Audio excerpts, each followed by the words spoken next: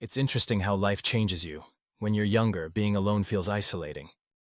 But as you get older, being alone starts to feel peaceful. The older I get, the more I notice something about myself. I choose solitude.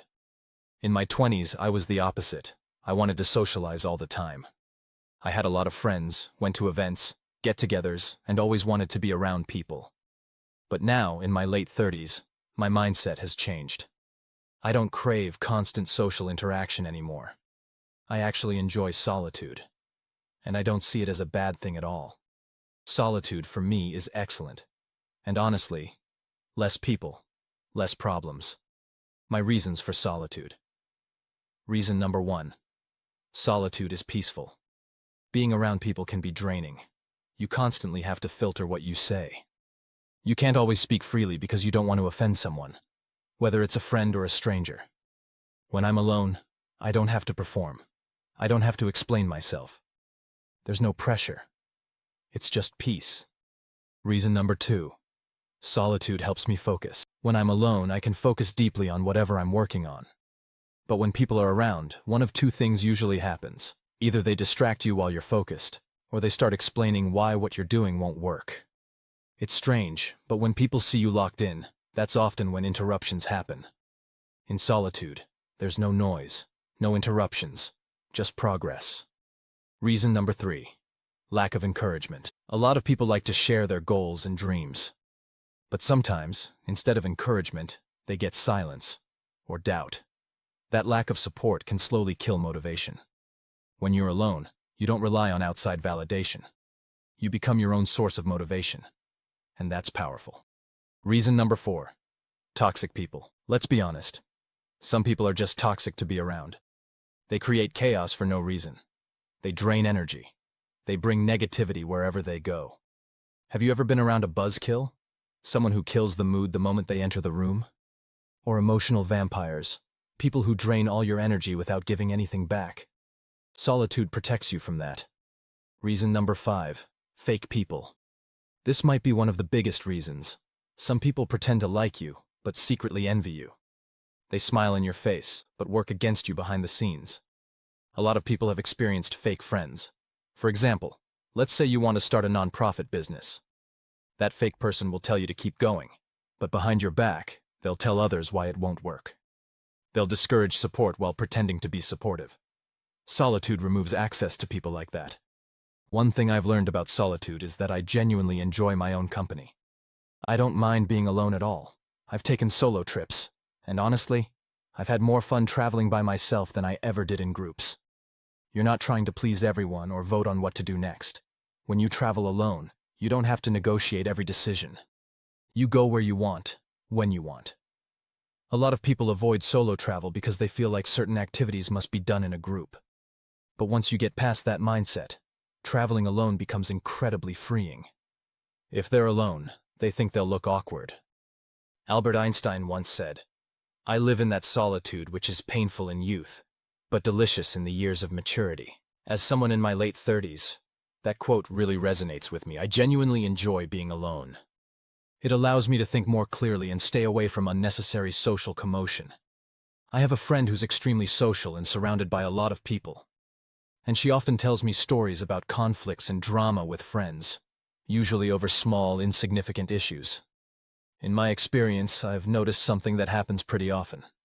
Listening to those stories only reinforces why I value solitude. I'll have a great conversation with someone. Everything feels normal, positive, even friendly. But the next time I see that same person, their energy completely changes. They're cold, they're distant, and sometimes they avoid me altogether. I don't always know what causes it, and I've noticed this happens more with Gen Z than with people my age or older. I'm a millennial in my late 30s, and I rarely have this issue with older generations. What I find exhausting is trying to figure out what I did wrong, replaying conversations in my head, backtracking every sentence, every tone, every word. If I said something wrong, I'd rather be told directly so we can address it and move on.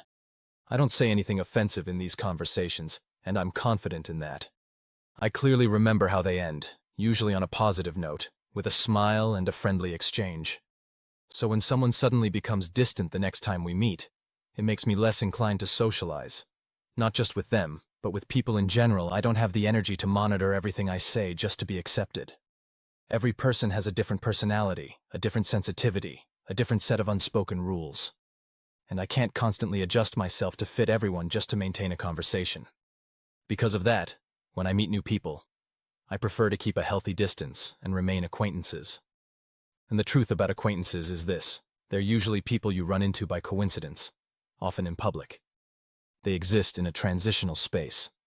Over time, they either become friends or they fade into strangers. No one stays an acquaintance forever. Society often talks about the importance of socialization and being part of a community. And I agree, those things do matter. But belonging to a community doesn't mean you have to constantly engage in it. Communities come in many forms.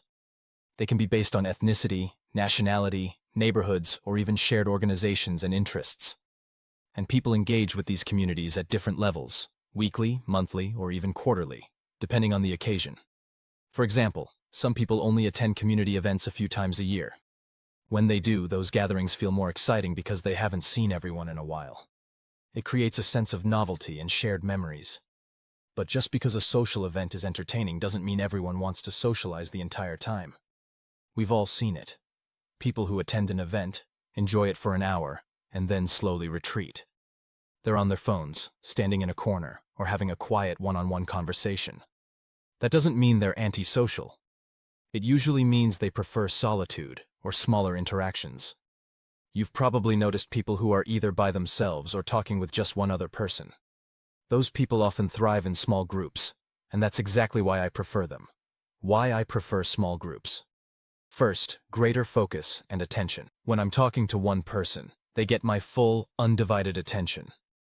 In larger groups, your attention is split. You're tracking multiple conversations, watching social cues, waiting for the right moment to speak, and constantly adjusting to avoid misunderstandings. On top of that, group activities usually follow the majority, not individual preference. Second, group dynamics. In larger groups, one person's negativity can affect everyone. A gloomy attitude, a constant complainer, or a Debbie Downer can drain the entire atmosphere. And often you stay longer than you want to out of politeness, silently enduring the discomfort. Third, the risk of exclusion. In groups, there's often an unspoken expectation to participate in everything. If you don't agree with certain activities or opinions, it can quickly lead to being left out. Most of the time, no one explains why invitations stop. They just quietly disappear. Many people who value solitude enjoy being alone because it's easier to maintain peace and harmony. And when they do choose to socialize, it's usually in small groups, maybe 2 to 4 people. For me, if I choose to socialize at all, it's usually one-on-one. I conclude this video by saying this: solitude is chosen for its beauty. It relies on only one person and, in that independence, often brings joy. If you liked this video, please like, comment, and subscribe.